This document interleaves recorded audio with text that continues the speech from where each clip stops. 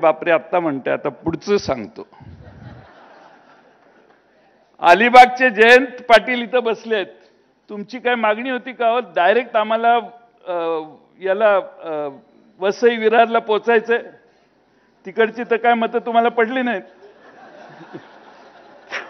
वसई विरारला पोचायला 96 किलोमीटरचा कॉरिडॉर बांधणार आहेत. 20,000 कोटी एस्टिमेटेड कॉस्ट, 26,000 कोटीला टेंडर चाललेलं आहे.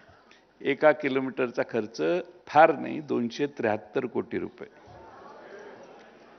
चंद्रावर जायला काहीतरी 3,85,000 किलोमीटरवर चंद्र आहे. उद्धवजी, नाना पटोलेंना माहित असेल चंद्र किती लांब आहे ते. त्या ठिकाणी चांद्रयान गेलं आपलं, चांद्रयान 3, फक्त 600 कोटीला. पण जयंत पाटलांच्या वर्सेवावरून भाई ठाकूरच्या गावाला जायला, म्हणजे अलिबाग टू विरार वसईला जायला 3 किलोमीटर जरी तुम्ही गेला तरी 600 कोटी संपले. या राज्यात काय चाललंय? लोकसभेला पाऊस पडला पैशाचा. या महाराष्ट्रातल्या 72 कार्यकर्त्यांनी आणि जनतेने त्याला तोंड दिलं. म्हणून महाराष्ट्रामध्ये 31 पेक्षा जास्त जागा, आमच्या 2-3 जागा थोडेसे उमेदवार इकडे तिकडे झाले असते. सातारची जागा आल्याच जमा आहे अशी. त्या पिपाणीलाच आमचे 37,000 मतं गेली, 35,000ने आमची सीट पडली. सांगण्याचा मुद्दा हा, मुंबईत तर सीट चोरली. आणि म्हणून या निवडणुकीमध्ये आता ती ईव्हीएम मशीन आहे, त्याच्यावर लक्ष ठेवा. आपण फक्त रस्त्यावर आणि मोर्चात आणि आंदोलनात असतो. ईव्हीएम मशीनचे कोड नंबर जाऊन बघा. चालू आहे प्रोसेस आता. दिवसाला 80, 90, 100 मतं ईव्हीएम मशीन चेक होतात. तुमच्या तिन्ही पक्षाचे आपल्या प्रतिनिधी जाऊन बसले पाहिजेत. त्या ईव्हीएम मशीन जे आहे त्याचे कोड, त्याच्यावरचे नंबर घेतले पाहिजेत. त्याच्यावर जे सील आहे त्याचाही सील व्हेरीफाय केलं पाहिजे. ते वेगळ्या मतदान केंद्रात पाठवतात, त्यावेळी तेच नंबर तिथं उघडले जातात का हे 5 वाजता जाऊन बघितलं पाहिजे.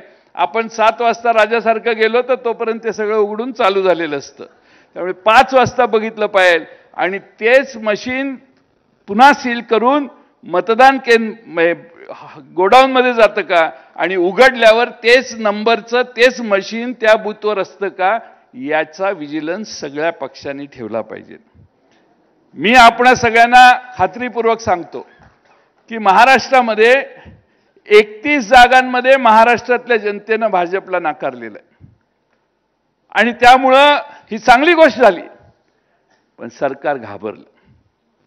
घाबरलेला माणूस फार डेंजरस असतो. त्यामुळं घाबरलेले सरकार पाहिजे त्या घोषणा आज करते.